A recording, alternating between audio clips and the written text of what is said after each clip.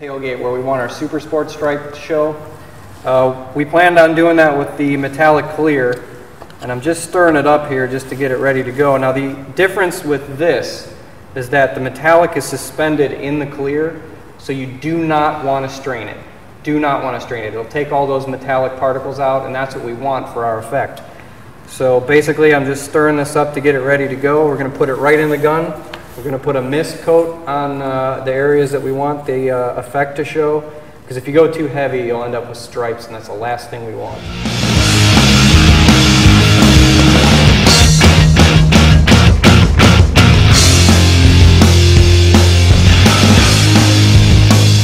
We're going to hold the gun about 10 to 12 inches back as you normally would when you paint a car, because since we're spraying metallic, if you hold the gun closer, you're going to end up getting zebra stripes on it with the metallic, because the metallic is going to bunch up in certain areas when you're overlapping it. So you're going to want to mist coat it about 2 to 3 light coats, and that's pretty much about it. But like I said before, with this metallic, the more coats you put down, the more metallic effect you're going to get, because the metallic is suspended in the clear coat.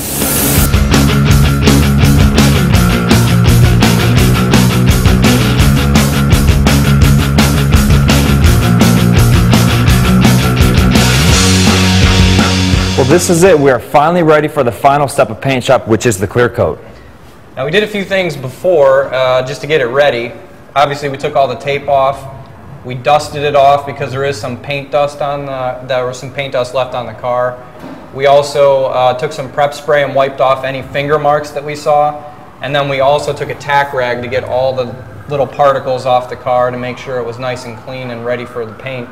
Now also you want to wait at least an hour for the clear coat after you've put down your color. In this case, we let it sit overnight because we had a lot of tape to peel off and we didn't want that ruining up our two-tone.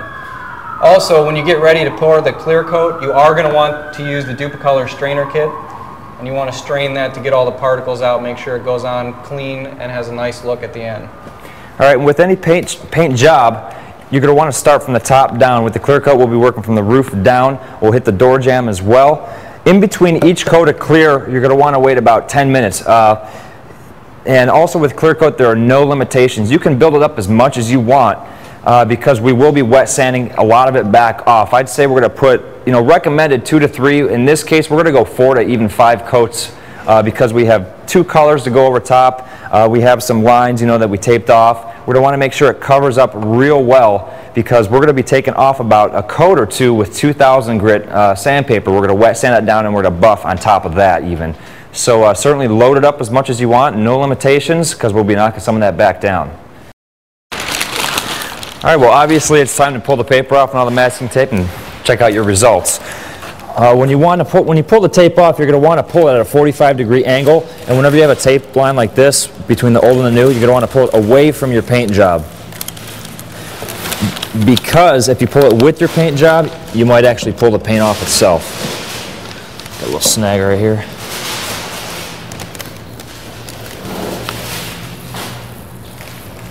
Right there, the old and the new.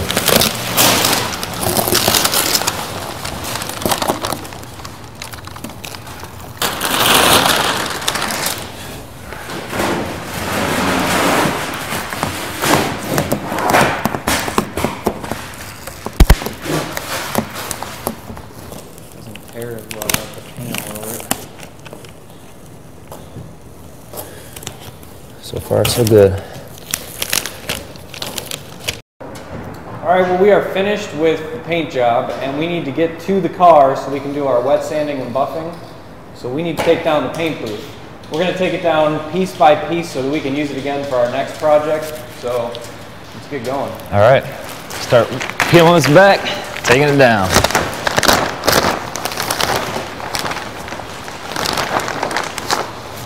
I had to get to the front of it.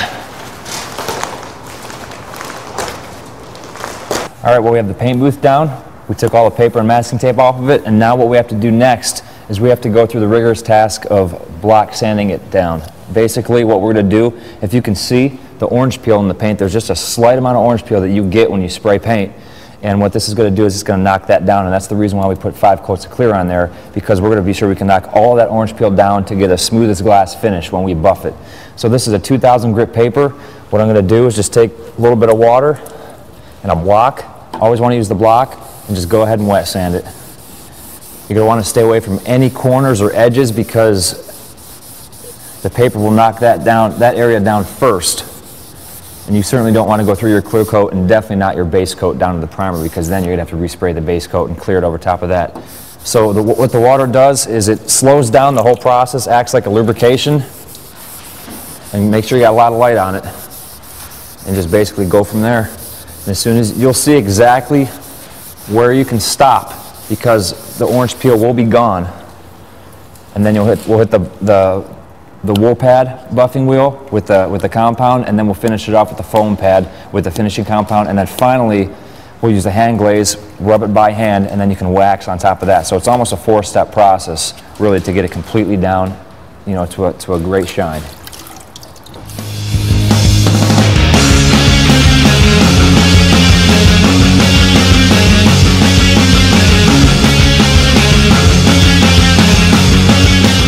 All right, well, Brian and I started the process of wet sanding this paint down with the 2000 grit paper. While he continues on the door, I'm going to start buffing the fender. And what I want to cover first is exactly what it takes to buff a car. There are 2 different types of buffers, the high-speed buffer and the orbital buffer. The difference between the two, I guess, is the orbital is an oscillating buffer, and this is strictly almost a grinder with a buffing wheel attached to it. You certainly want to use a variable speed. You don't want to use a standard on-off, high, you know, 10,000 RPMs. The maximum speed you really want to buff is about 1,500 RPMs, maybe to 2,000. So definitely get one with the variable speed control here. After wet sanding it, the first step is going to be using the wool pad.